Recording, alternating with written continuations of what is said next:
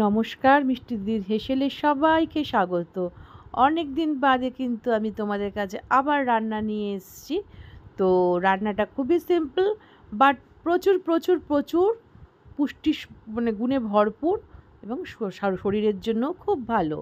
তা তোমরা কিন্তু অলরেডি দেখতে পাচ্ছ আমি মুগ ডাল আর মুসুরির ডাল দুটো কিন্তু সেদ্ধ বসিয়ে দিয়েছি। প্রথমে খুব ভালো করে ধুয়ে মুগ ডালটা কিন্তু একটু রোস্ট করে নিয়েছি খালি কড়াইতে।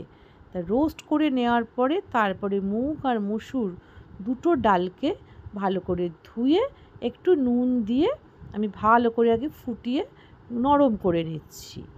তো নরম করতে করতে করতে করতে এবার তার মধ্যে কি করেছি, আজকে যে প্রিপারেশনটা করব সেই প্রিপারেশনটা কিন্তু তোমাদেরকে বললাম যে প্রচণ্ড স্বাস্থ্যকর।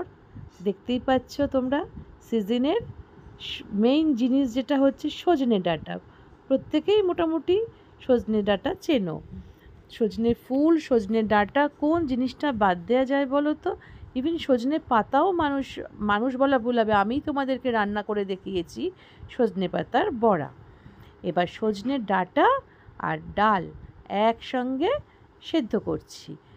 আর চাপা দিয়ে দিয়ে যদি সেদ্ধ করো না, তাহলে কি হয়, ডালটা খুব সুন্দর সেদ্ধ। আর এদিকে দেখো আমার টুনটুনির মতো ছোট্ট একটা গামলায় টুনটুনির মতো ভাত রান্না হচ্ছে আমার। আমি খাই না জেনারেলি সাদা চালগুলো, ব্রাউন রাইস খাই ঠিক 2 চামচ। তোমরা দেখে বুঝতেই পারছো, আমি তো বলি টুনটুনির এটা ডেকচি। তো টুনটুনির ডেকচিতে আমার ভাত হচ্ছে ওদিকে। এদিকে কিন্তু দেখো কথা বলতে বলতে আমার কিন্তু ডালও সেদ্ধ হয়ে গেছে আর ডাঁটাও সেদ্ধ হয়ে গেছে। এবারে কি করব, এটাকে নামিয়ে নেব। নামিয়ে নিয়ে যেটা মেইন যে ফ্লেভারটা আসবে সেটার ব্যবস্থা করতে হবে। তো নামিয়ে নিয়ে সেই কড়াই কিন্তু কখনো তোমরা গ্যাসে বসাবে না, তাহলে কিন্তু ভেতরটা পুড়ে যাবে, ডালটা লেগে থাকে। তো তা কড়াইটাকে ভালো করে ধুয়ে এবার পেঁয়াজ, একটা কাঁচা লঙ্কা, একটু শুকনো লঙ্কা আর একটু 5 ফোড়ন, এই কটা জিনিস দিয়ে আমি ভালো করে এটাকে একটু ছকে নিচ্ছি। কারণ যত সুন্দর ছকবে তত কিন্তু সুন্দর গন্ধ আসবে। এই রকমভাবে তুমি যদি ডাল করো না, সুন্দর একটা গন্ধরাজ লেবু নেবে আর একটু পাশে ভাজা নেবে, দারুণ লাগে। এবার ডালটা আমার এর মধ্যে ঢেলে দিচ্ছি, কারণ হচ্ছে আমার খুব ভালো করে ওটা ভাজা হয়ে গেছে। তা সবসময় না মশলা বলছি সরি, পেঁয়াজ এগুলো ভাজা হয়ে যাওয়ার পরে বেশিক্ষণ কিন্তু ডালটা ছাড়ার পরে ফোটাবে না, তাহলে কিন্তু এর যে গন্ধটা না পুরো উড়ে যায়। তা সেই জন্যে একদম ডালটা সেদ্ধটা একদম ফুল ভালো প্রিপেয়ার করে নেবে। করে নিলে কী হবে, ছকটা যেই তোমার প্রিপেয়ার হয়ে যাবে সঙ্গে সঙ্গে কিন্তু জাস্ট একটু দেবে, দেওয়ার সঙ্গে সঙ্গে কিন্তু রেডি হয়ে যায়। আমার কিন্তু রেডি হয়ে গেছে, এবার নামিয়েও নিয়েছি। দেখো তো বলো, একদম ইজি না, কিন্তু শরীরের পক্ষে ভীষণই ভালো জিনিস।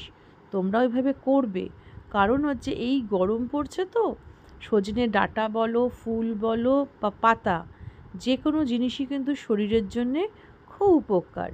তো আমার তো ভীষণই ভালো লাগে, কার কার ভালো লাগে তোমরাও কিন্তু বলো। তো আমি এর সঙ্গে সুন্দর একটা ভালো করে একটা ভাজা তৈরি করে নেব। সেটা এখনও চিন্তা করিনি যে কী ভাজা করব।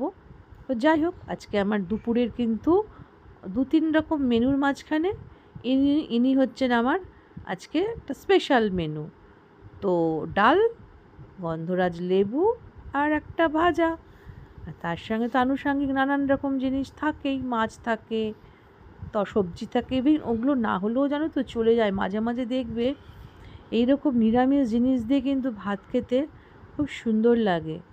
তো যাই হোক, তোমাদের সঙ্গে তো শেয়ার করলাম যে আমি কীভাবে ডালটা তৈরি করলাম। আর প্রচণ্ডভাবে তোমরা সার্চ করেও দেখবে এই সজনে ডাঁটার উপকারিতা এত ভালো। আর যাই হোক, তোমাদের সঙ্গে অনেকক্ষণ বকবক করলাম। তোমরা কিন্তু সবাই ভালো থেকো, সুস্থ থেকো, সাবধানে থেকো, নিরাপদে থেকো। আর প্রচুর প্রচুর কমেন্ট, লাইক অ্যান্ড শেয়ার করো। মিষ্টি দিদিকে মনে করো টাটা, তোমাদের বিদায়।